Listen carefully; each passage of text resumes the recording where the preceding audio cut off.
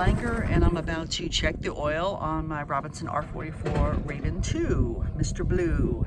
The oil is behind this panel. Open that up. And you can see that yellow cap there. That's where the oil dipstick is. That's also the filler cap. So I'm gonna reach in there, hopefully. Some weird noise behind me as they bring an airplane out. I'm gonna pull that thing out and take a look.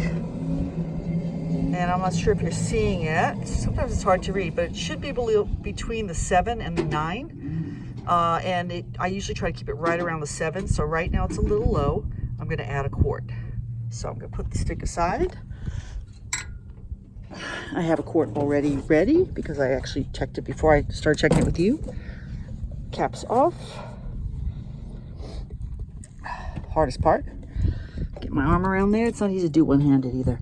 So the trick is getting the oil into the hole, not into the aircraft engine area. There we go. So it's lined up and it's glugging in.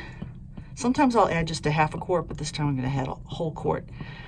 The most important thing when checking the oil in an R44 and probably any helicopter is to make sure that you're on level ground when you do it.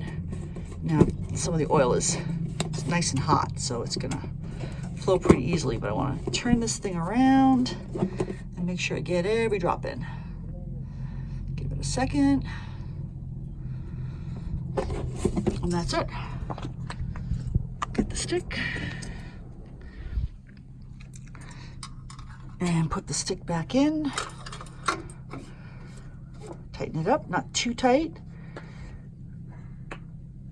Sometimes it's really hot after you check, after you run the engine, and you need to use a towel to kind of protect it. And while I'm in here, I'm seeing that this little rubber cap is off. I'll put that back on. And everything else in here looks good. And that's all there is to checking the oil. When I'm all done, bring this thing up, close it, and it's good to go. Thanks for watching.